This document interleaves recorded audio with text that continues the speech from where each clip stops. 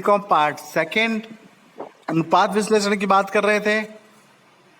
अब बात करते हैं चालू संपत्तियों एवं चालू दायित्वों के संबंध में विचारणीय तथ्य। पहली बात है, चालू संपत्ति की गणना करते समय निम्न बातों का विशेष ध्यान रखना चाहिए। अपन रेशियोज की बातें कर रहे थे, करंट रेशियो हो चुका था, एसिड टेस्ट रेशियो हो चुका था। अब बात कर रहे हैं चालू संपत्तियों की गणना करते समय निम्न बातों का ध्यान रखना चाहिए। पहली बात, चालू संपत्ति में उन सभी राशियों को शामिल किया जाना चाहिए जिनकी लेखा अवधि अर्थात 1 वर्ष में वसूल की जाने की संभावना हो, जिन्हें हम कैश के रूप में 1 साल के अंदर परिवर्तित कर सकते हैं। इस संबंध में यह उल्लेखनीय है कि असंगठित यंत्र यानी कि लूज टूल्स की राशि को चालू संपत्ति में शामिल नहीं करना चाहिए।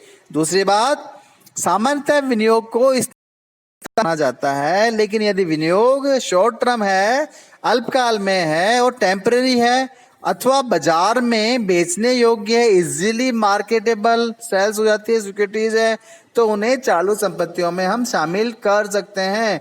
ध्यान दीजिए, मैंने बोला है कि अगर इन्वेस्टमेंट तो स्थायी संपत्ति है, लेकिन शॉर्ट टर्म इन्वेस्टमेंट है तो वो क्या हो जाएगा, वो हमारे लिए करंट एसेट्स के अंदर आ जाएगा। अगली बात, काल्पनिक संपत्तियों अथवा स्थायी संपत्तियों को खरीदने के लिए दिए गई पेशगी भुगतान यानी कि एडवांस पेमेंट की राशि को चालू संपत्ति में शामिल नहीं किया जाना चाहिए। तो ये चालू संपत्ति की गणना करने के बारे में 3 बातें मैंने बताई है। अगली बात देखिए, चालू दायित्व की गणना करते समय किन किन बातों का ध्यान रखना चाहिए। पहली, ऐसे सभी दायित्व है जिनका भुगतान एक लेखा अवधि अर्थात 1 वर्ष में किया जाना है, चालू दायित्व में शामिल किया जाता है।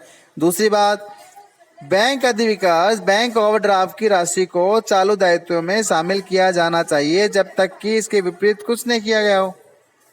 अर्थात बैंक अधिविकास को तभी स्थायी अर्थात दीर्घकालीन दायित्व माना जाना चाहिए जबकि ऐसा उसने क्वेश्चन में बोला हो। अगर क्वेश्चन में नहीं बोला है तो हम ये मान के चलेंगे कि बैंक ओवरड्राफ्ट करंट लायबिलिटीज है, गिरवी को स्थायी दायित्व माना जाना चाहिए। अब बात करते हैं त्वरित संपत्ति की गणना करते समय किन किन बातों का ध्यान रखना चाहिए। देखिए, त्वरित संपत्ति की गणना के लिए हम क्या करते हैं, स्टॉक को त्वरित संपत्ति में शामिल नहीं किया जाता है, प्रीपेड एक्सपेंसेस को भी त्वरित संपत्ति में शामिल नहीं किया जाता है। इसलिए हम क्या करेंगे, करंट एसेट में से स्टॉक प्लस प्रीपेड एक्सपेंसेस को हम घटा देते हैं जब भी हमें क्विक एसेट्स निकालनी हो। चलिए आगे बात करते हैं, पूर्ण तरलता अनुपात क्या है, एब्सोल्यूट लिक्विडिटी रेशियो। इस अनुपात को उच्च तरल अनुपात, सुपर क्विक रेशियो अथवा नगद स्थिति अनुपात, कैश पोजीशन रेशियो के नाम से भी जाना जाता है। इस अनुपात की गणना करने के लिए रोकड़ शेष, बैंक शेष तथा विक्रय योग्य प्रतिभूतियों के योग में चालू दायित्वों का भाग दे दिया जाता है। 3 ही बात हो रही है, कैश, बैंक और मार्केटेबल सिक्योरिटीज। तो इसके लिए देखिए क्या सूत्र निकाला है, इसके लिए गणना का सूत्र निम्न प्रकार है, absolute liquidity ratio equal to absolute liquidity assets upon current और क्विक लायबिलिटीज अथवा current assets minus receivable plus stock plus prepaid expenses upon current liabilities या क्विक लायबिलिटीज अथवा cash in hand plus cash at bank plus marketable securities upon current और quick liabilities. अब बात करते हैं कि निर्वाचन में महत्व क्या है इसका। पूर्ण तरलता अनुपात चालू व त्वरित अनुपात की तुलना में अधिक तरलता को महत्व देता है। यह 0.5 अनुपात 1 का आदर्श अनुपात माना जाता है। पूर्ण तरलता अनुपात अथवा नगद स्थिति अनुपात का निर्वचन लेनदारों के संदर्भ में किया जाना चाहिए। यदि यह अनुपात 0:5:1 से अधिक है तो इस बात का संकेत देता है कि संस्था के पास लेनदारों के बिलों का भुगतान करने के लिए पर्याप्त धन है। दूसरी तरफ अधिक अनुपात यह भी संकेत देता है कि संस्था पूर्तिकर्ताओं से उधार माल खरीदने तथा बैंकों से अल्पकालीन ऋण लेने में उदासीन है। मोटे तौर पर यह अनुपात एक निश्चित समय पर संस्था की तुरंत नकदी स्थिति को दर्शाता है।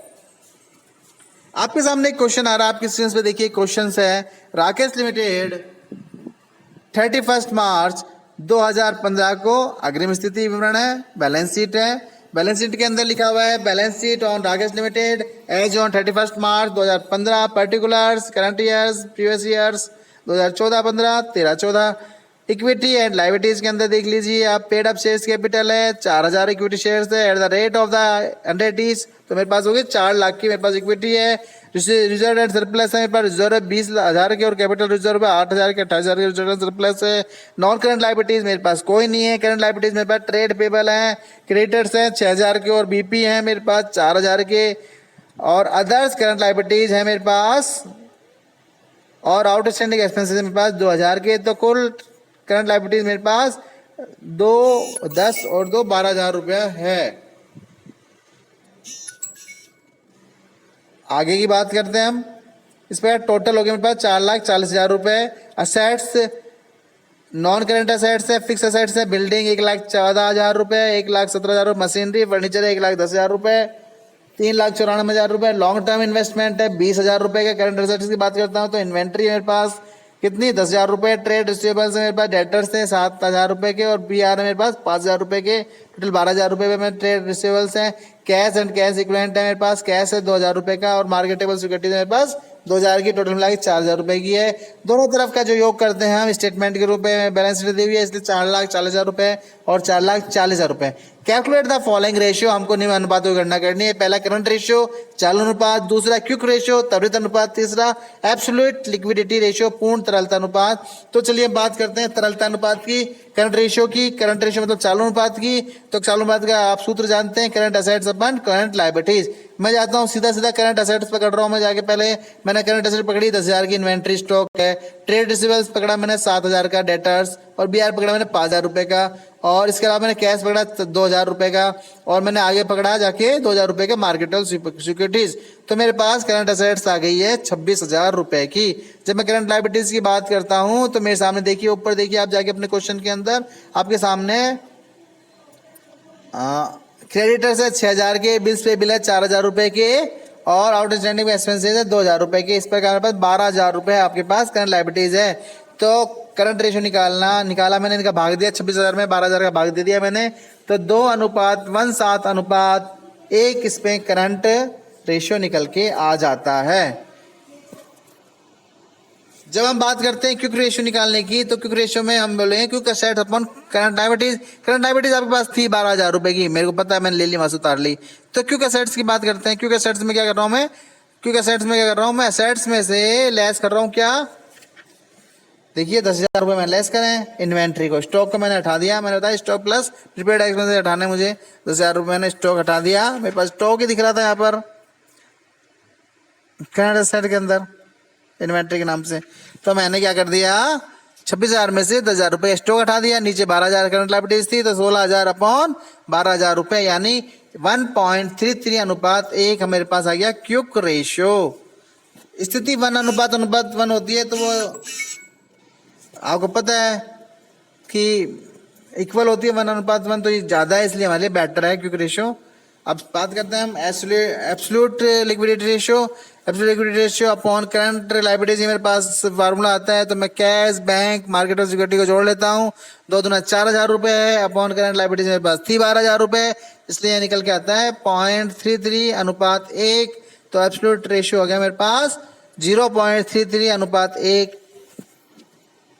आज के लिए इतना ही। Thank you very much. मैं डॉक्टर विजय कुमार।